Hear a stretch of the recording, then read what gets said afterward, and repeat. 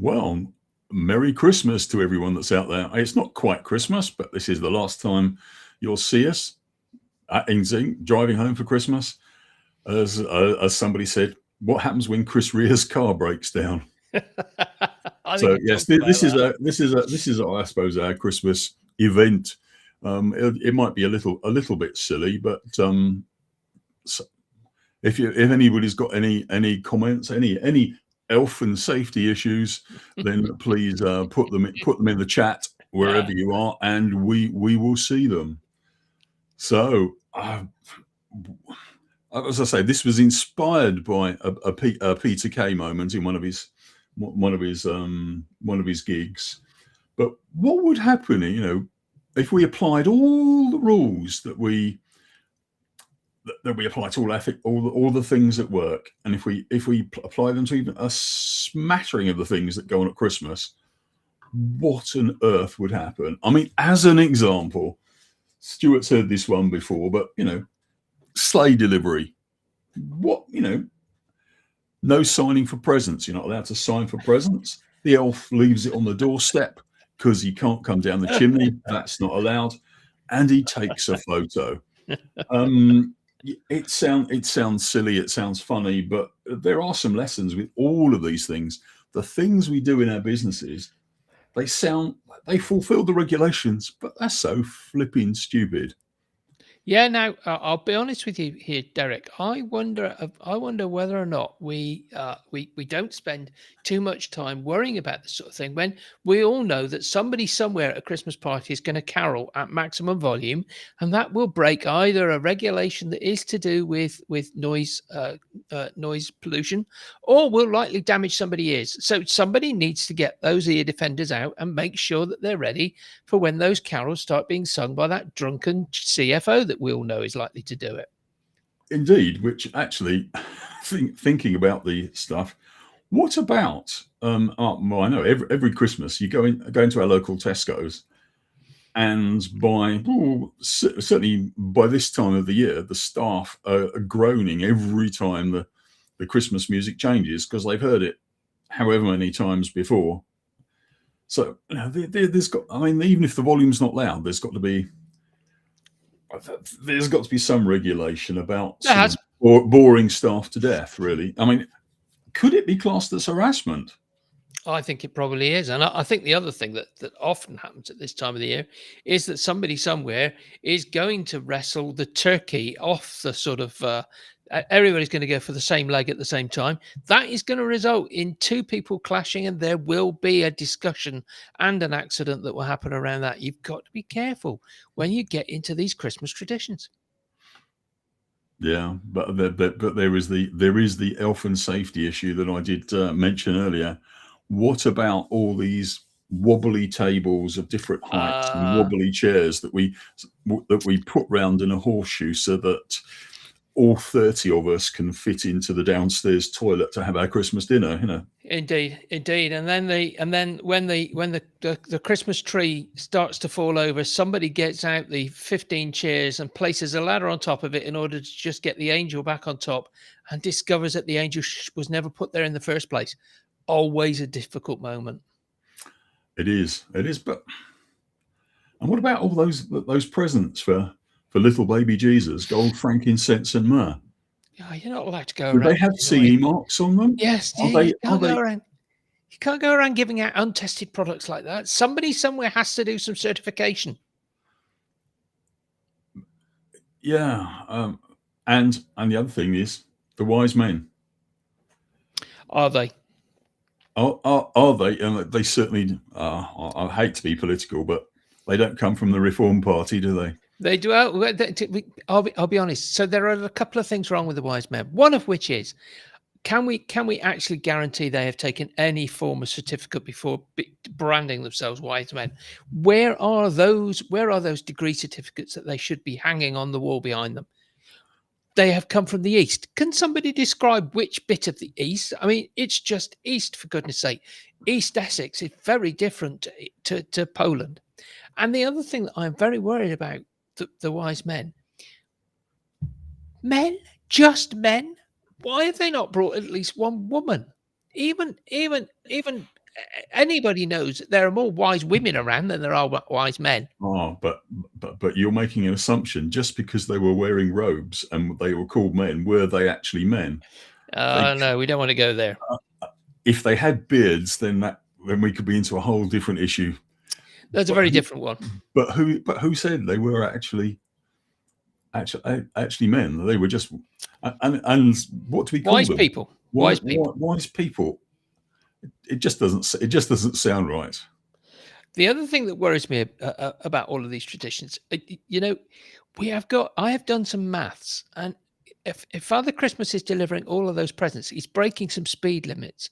I am absolutely convinced that if you are going to accelerate as fast as he does to get between chimneys, those reindeer would have to take on enormous amounts of fuel and are likely to generate so much heat as they hit the atmosphere in order to try and start moving. Somebody's going to get burnt, and that is a very dangerous situation.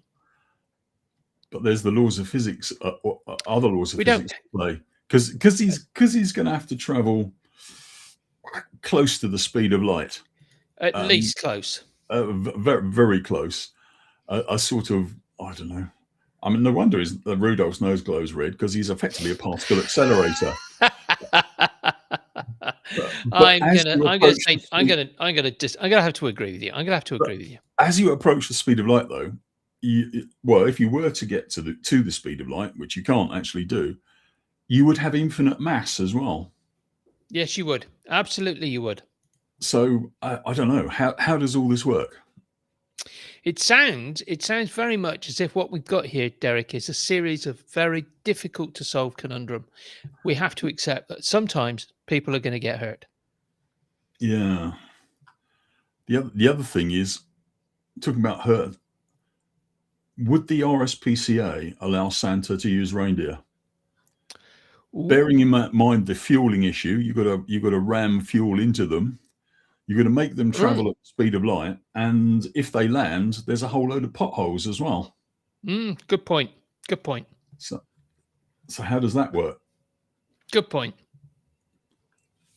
And something that doesn't involve reindeer, we all love a good Christmas cracker, don't we? Oh, where are you going with this one? Well, there's two things. I mean, Christmas crackers cause dispersal of water droplets in the air. So given that we've got a flu pandemic, possibly, we shouldn't be dispersing water droplets and hence virus in the air, should we? No, that is true. So yeah, there's lots of things. But yeah, I'm just wondering now with all the rules, should we be sitting out in the garden? Derek, if you want to get out into the garden at this time of the year, well, you should be further south than you currently are. Well, yeah, the Socialist Republic of South Yorkshire. I mean, yes. And the other thing, I don't know any visually impaired people, but how do they get on with the colour schemes of Santa and the elves, red and green? Looking at the colour scheme behind your head at the moment, it is a bit garish, isn't it? It is. As you know, a load of balls is what I'm normally associated with. Was that one designed by Colin, by the way? Because that does. No, it wasn't. That's just a background graphic that has got part of a tree and some sparkly balls on. I thought it was a bit more appropriate than the snow, because we haven't seen any yet this year. But although there is time. Well, there is, but thankfully, snow brings with it yet more problems, doesn't it? Let's face it. If somebody is going to pick up one of those snowballs over the Christmas holiday, don't do it at work, people, because you know for an absolute fact that sort of reception that you get when you throw one of those is chillier than when you enter the boardroom and tell them all you've got a really bright idea. I'm sure I'm sure there must be some rules around sprouts as well, but apart from the fact they should be declared illegal. I like a good sprout. I do like a good sprout. I haven't had one in a long while, but I do like a good one. I've never had a good one, only a bad one. but I do like them. I don't like them really much for Christmas dinner, but I quite enjoy them mixed up with mashed potato and fried, as a sort of like a sort of, well, as my uncle used to call it, tiddy podge, bubble and squeak, effectively. Boxing Day dinner. I used to love that. But yes. Anyway, this is a good time. I'm just gonna. Well, no, that's my shit. Oh yeah, that's what I want. I What want have to you show. done? Oh no, I wanted to show that. Ah, So I don't know if Jazz has actually joined us, but if he has, he'll recognise that. And yes, Jazz is based in Derby, but this doesn't have to be. You don't have to be based in Derby. This is a Christmas initiative to provide shoes, proper fitting shoes to effectively to children who are living in poverty. So, what better thing could you do for Christmas than to help a child at least walk around with warm feet without blisters on? So, I like that. I'll put this up again just before we finish. But why not have a go? You can donate any amount you like. Certain amounts there will guarantee pairs of shoes for either primary school children or secondary school children. But yeah, so hopefully somebody will want to have a go at that. That sounds like a very, very good, worthwhile thing to do, because the thing that you will find for most of the year is we don't think about things like that, and comfort, particularly in cold weather, is really paramount. And I remember somebody telling me that if you can keep your feet warm, the rest of your body feels warmer. That's a great thing to do. Yes, yeah, certainly. Ankles and wrists are the two things that I was told. So, but yeah, if you're walking around in shoes with holes in, hand-me-down shoes, even worse, because God knows what's been in them. But yeah, Yeah, agreed. but Agreed. ill-fitting shoes for kids, not good at Christmas. So we'll put that up again later. There'll be a So later. After the well, sort of rubbish we've been talking, there'll be a later. yes, there will. So what else? What else is mad in the world of business? But we let it all through at Christmas. We've had the wise men, or not wise men, the unaccredited. Should they be accredited? Actually, Absolutely right.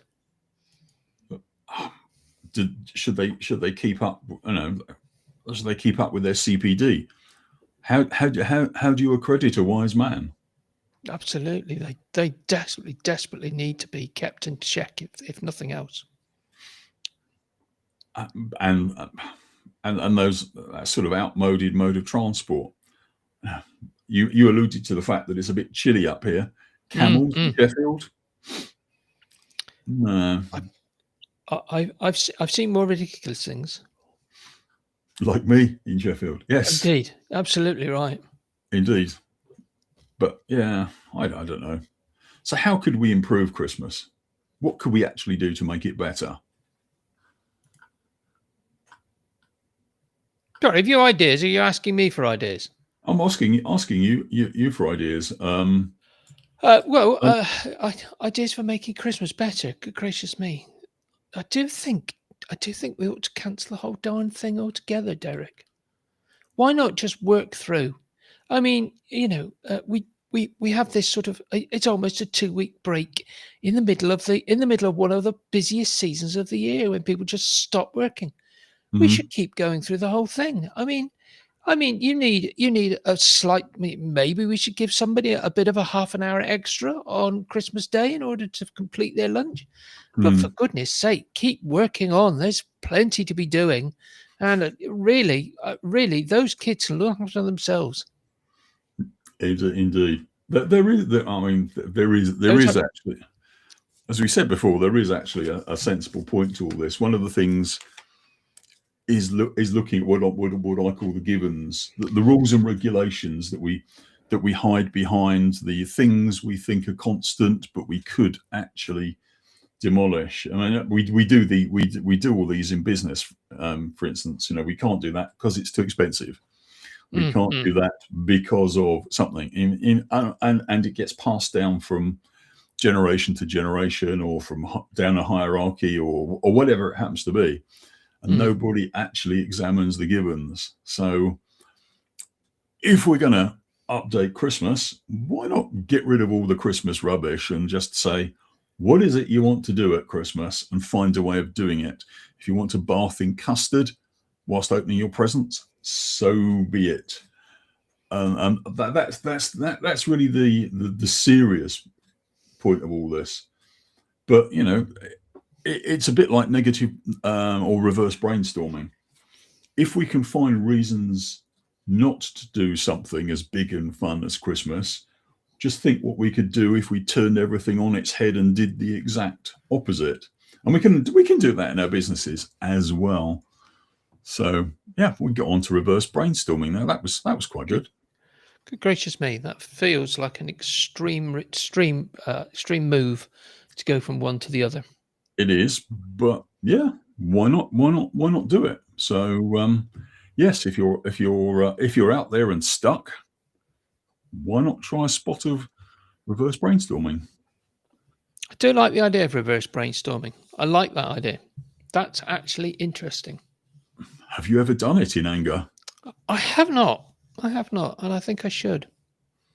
Yeah, that's dead easy. For those who are listening, whilst I search for the captions again, there we are. Just to show Jazz's charity again.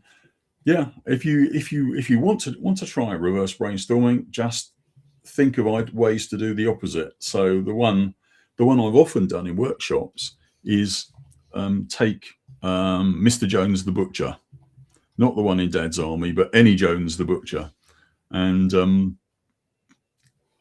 he has to compete with Tesco's, who are just up the road, and what he wants to do is increase sales. But what we brainstorm if it is effectively how to drive sales down as low as they can go. So we would come up with ideas like, dress scruffily, have a dirty shop window, don't display don't display stuff properly, be rude to the customers, make sure there's nowhere for people to sit down when they're queuing, a whole range of stuff like that. And if you turn those on their head, what do you get? You get make the place nice and spick and span. Maybe make sure your staff, or you and your wife, or whoever it is runs it, nice and clean, matching outfits, proper display of meats. You might even have recipes. You might offer to deliver it. You might change your opening hours so you're open when Tesco's isn't, which is difficult sometimes. But you get the idea. You can actually have some fun with that. I like it. I like those ideas. That's interesting. Good. Sorry, go on. Yeah, carry on. I'm just gonna. I was going to say I have, as you might imagine, opinions. It is something which, as a human being, an adult, we have knocked out of us. If you talk to kids do this sort of thing all the time. And I'm convinced that as adults, teachers, people who are trying to sort of, we think, give them the best education to take them along the right path, we have a tendency to tell kids who come up with such mad ideas like that, no, that's not what you should be doing. And we knock that out of us. We do need to reintroduce it, because if there's one thing that I have noticed, some of the best people that come up with the brightest ideas almost naturally are kids, because they don't know that there's something they shouldn't do. We need to lose the something you shouldn't do. It was as Ken Robinson said, we all kids start off creative, and we educate the creativity out of them. Yeah, absolutely. It's ridiculous. And then we well, they might go to university, or whenever they end up in employment, we send them on courses on how to be creative, Yeah. which is utterly ridiculous. But the other thing is, there's not just the creativity; it's to do with the filtering. They don't have these over the top filters, and that's why some of